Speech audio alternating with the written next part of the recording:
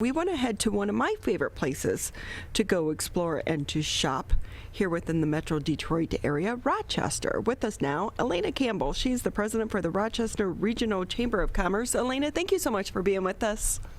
Thank you so much, Ronnie, for having me again. I appreciate it. So we are a year into this pandemic. How are the businesses in Rochester doing? So, like many small businesses, our businesses, and we cover Rochester, Rochester Hills, and Oakland Township. So we work with businesses in all three of those areas, plus even outside of those three areas. Businesses, as you know, did such an amazing job of quickly adapting. We're all tired of the word pivot, but right. Thank you for. But and I even looked in the thesaurus, Ronnie, to try and find a different word for pivot, but there's just no other word that fits. But they did such an amazing job pivoting so many things so quickly.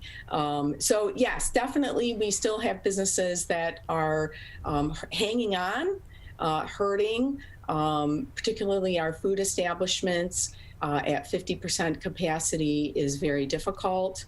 We all know our live music venues, our hospitality industry, those places where you cannot have the larger gatherings are still hurting.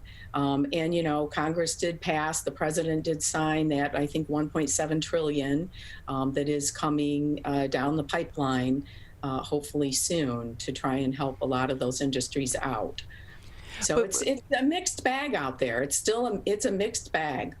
And we do know there are some businesses that are actually thriving right now in the middle of the pandemic, but so many of them, it breaks my heart when I drive down the street and you're starting to see more and more empty storefronts, especially in so many of these strip malls. And I know that the Chamber, you guys have been doing an amazing job to try to keep up with all of these various grants and support that's out there for some of these businesses. But we also know there's a lag time between when the politicians stand in front of the podium and put out the soundbite to when that money actually gets to the entity that needs that. What's that process been like for you with the Chamber, just trying to navigate this crazy world? It's been more than 40 hours a week, I'll tell you that. But we're so happy to do it. One of the things, yes, that has been difficult is money gets appropriated or allocated, and the time that it takes to write the rules, which you can imagine gets pretty complicated, and get that money actually down into the hands of businesses. Normally, for our government entities would take a lot longer, but unbelievable this last year, really, how quickly monies did become available. Our heads were spinning sometimes because it was so fast and furious, we couldn't keep up. So I really do have to commend a lot of, at the state and national level, what they've done to quickly get money into the hands of businesses, and at our county level as well. They've done a remarkable job. So we've never seen government move so fast. If they could only do that from now on, right? Alaina Campbell with us here on the MegaCast. She's the president for the Rochester Regional Chamber of Commerce, and we've really seen great support from our local leaders, and that really goes to show how important it is to vote some of the people in that are supporting these causes, because they're the ones on the front lines really helping us navigate this. Because when you're calling, DC, it's not so easy. So we need these local elected leaders.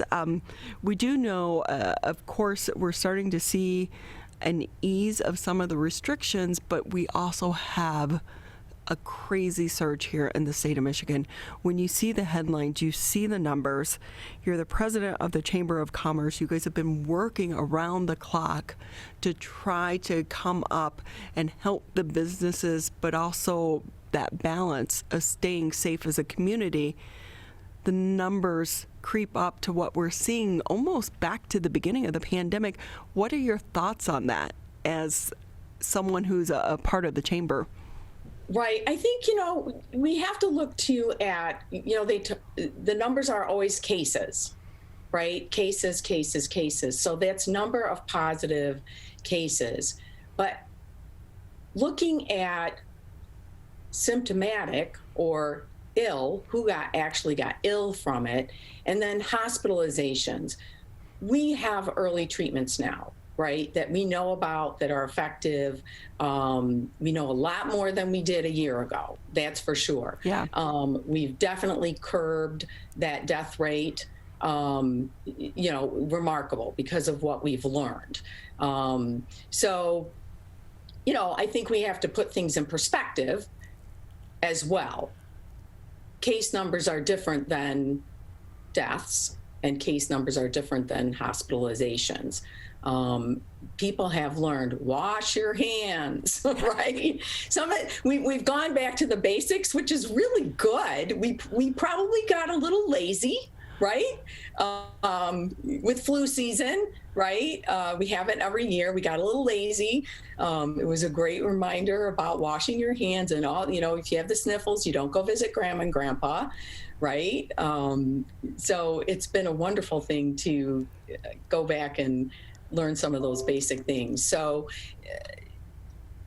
our businesses have done an absolutely amazing job at reopening safely.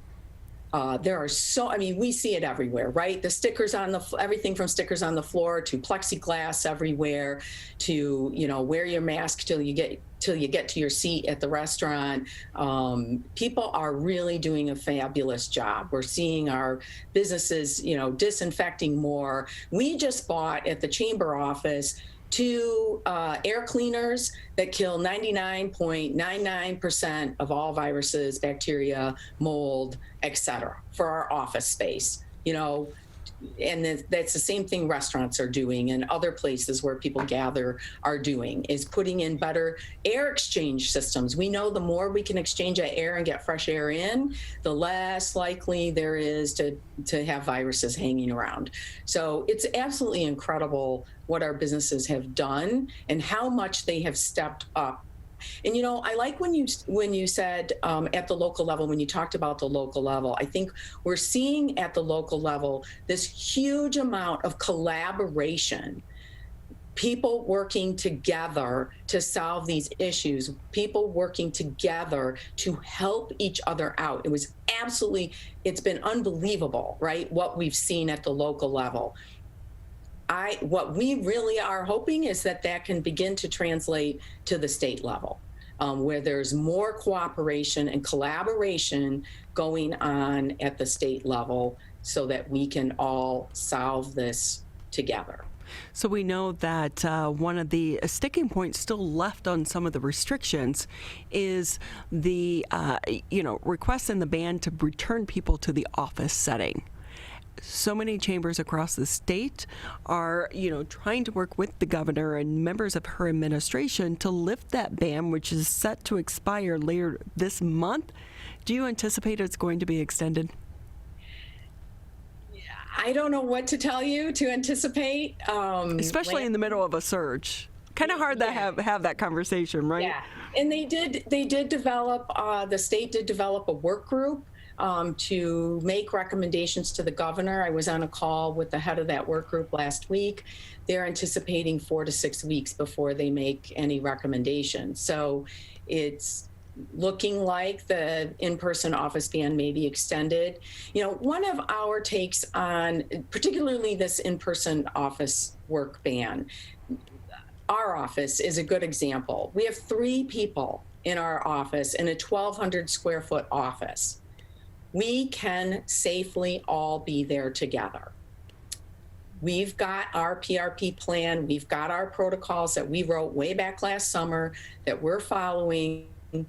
We can safely be there together. And there are many, many, many small offices that can do the same thing. We're not talking about crowded,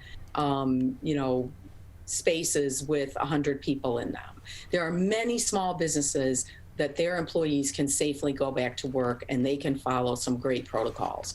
So that's part of the conundrum about what's going on, right? Is you've got a whole sector of the business community that can safely put things in place to go back to work. And what's happening, though, is this trickle-down effect, right? What is this doing to our downtowns? When you don't have people in those office buildings, they're not going out to lunch, they're not taking their dry cleaning in, they're not, running out to pick up a few things on their lunch hour. That's what's having a huge impact on many businesses, is the fact that employees aren't back in the office, which therefore means the residual money they would be spending there locally is not getting spent. So with that, Alaina, just another minute with you here on the MegaCast.